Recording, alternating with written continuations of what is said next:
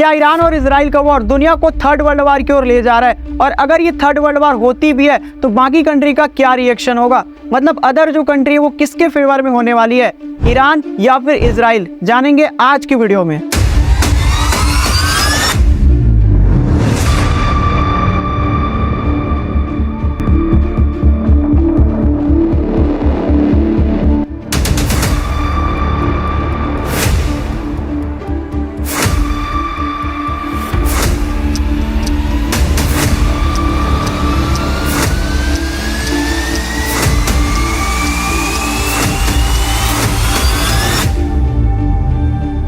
सबसे पहले ये जानते हैं कि इस वॉर के पीछे किस रीजंस की पॉसिबिलिटी हो सकती है। देखिए, एक समय ऐसा था जब ईरान और इजराइल दोनों अच्छे दोस्त हुआ करते थे और इजराइल में ज्यादातर ऑयल की सप्लाई ईरान से होती थी और वहीं इजराइल वेपन्स की सप्लाई ईरान को करता था। बट ऐसा क्या हुआ जिसकी वजह से दोनों देश एक दूसरे के दुश्मन बने हुए हैं? और क्या इससे वर्ल्ड वार होने की पॉसिबिलिटी है या फिर वर्ल्ड वार की शुरुआत हो चुकी है? लेकिन दुनिया भर में तीसरे विश्व युद्ध की खतरे की चिंगारी 1 अप्रैल को सीरिया की राजधानी दमिश्क में एक एयर स्ट्राइक से हुआ, जिसमें ईरान ने आरोप लगाया कि इजराइल के लड़ाकू विमानों ने गोलान हाइट्स के इलाकों से वहां 6 मिसाइल दाग दिए और इस भीषण हमले में ईरान के दूतावास मलबे की ढेर बन गई और उसी इमारत में खुफिया बैठक कर रहे 2 जनरलों समेत 7 अधिकारियों की जान चली गई। और इसके बाद ईरान बदले की आग में जल उठा और उसकी ओर से इजराइल को लगातार धमकियां दी गई और इस हमले के पीछे इजराइल को जिम्मेदार बताया गया। और इस पर ईरान का कहना है कि अब अगर उसे युद्ध भी करना पड़े तो वो पीछे नहीं हटेगा और हो सकता है ये युद्ध दुनिया को तीसरे विश्व युद्ध की आग में झोंक सकता है। अपने अधिकारियों की मौत से भड़के ईरान खून का बदला खून से लेने की ठान ली है और इस युद्ध की वजह से पश्चिमी एशिया इस दहलीज पर पहुंच चुकी है कि पूरी दुनिया 2 धड़ों में बढ़ती हुई नजर आ सकती है, क्योंकि ईरान के हमले ने इजराइल के साथ अमेरिका के भी होश उड़ा दिए हैं। ईरान ने इजराइल से बदला लेने के लिए उन पर 13 अप्रैल को 300 से ज्यादा ड्रोन और बैलिस्टिक मिसाइल से हमला कर दिया और इसकी वजह से पूरे इजराइल में हाहाकार मच गया।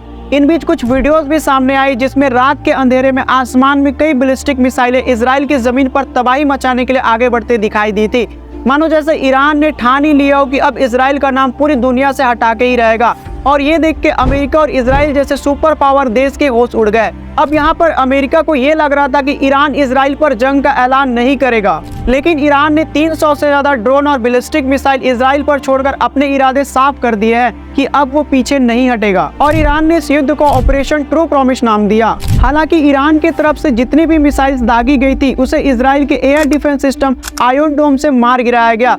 आयरन डोम एक ऐसा हथियार है जो मिसाइल्स को ट्रैक कर उन्हें हवा में ही खत्म कर देता है और बिल्कुल हुआ भी ऐसा ही। लेकिन इसके बावजूद कुछ मिसाइल जमीन से टकराई और उसकी वजह से वहां तबाही मच गई।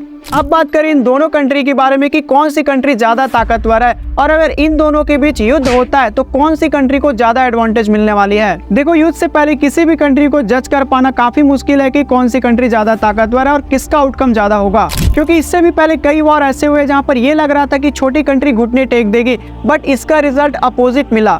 आपको याद होगा रशिया और यूक्रेन का वॉर, जिसमें रशियन मिलिट्री ने बहुत स्ट्रगल किया और वॉर अभी तक चल रही है। इसके अलावा अमेरिकन मिलिट्री, जो कि वर्ल्ड फेमस मिलिट्री है, जिन्होंने वियतनाम में 1970 के दशक में इतना स्ट्रगल किया और एट द एंड ह्यूमिलेट होकर वियतनाम को उन्हें छोड़ना पड़ा। सो इस बात को जज कर पाना मुश्किल है कि जिस देश के पास बड़ी संख्या में आर्मी या फिर ज्यादा लोग हैं वही लोग इस वार को जीतने वाले हैं। इन सब के अलावा एक और चीज है जो वॉर को जीतने में बहुत ज्यादा हेल्प करती है और वो है ग्लोबल सपोर्ट।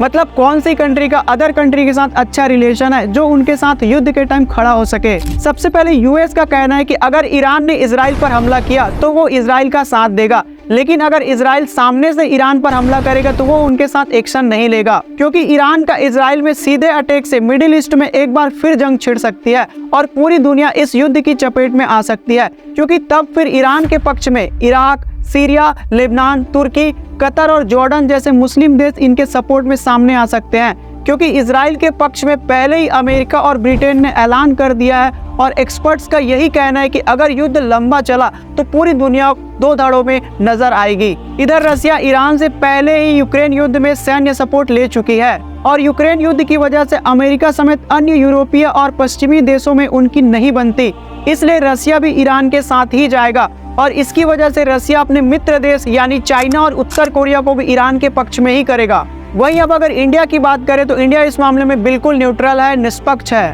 और अब तक ऐसा कोई भी ऐलान नहीं किया है कि इंडिया किसके सपोर्ट्स में जाने वाला है। इसके अलावा साउथ अरब भी ईरान के सपोर्ट में नहीं जाएगा क्योंकि इन दोनों के रिश्ते अच्छे नहीं हैं। सो इससे आपको ये तो अंदाजा लग गया होगा कि ग्लोबल सपोर्ट से कौन सी कंट्री को ज्यादा बेनिफिट मिलने वाली है और इससे कौन सी कंट्री और ज्यादा ताकतवर हो सकती है।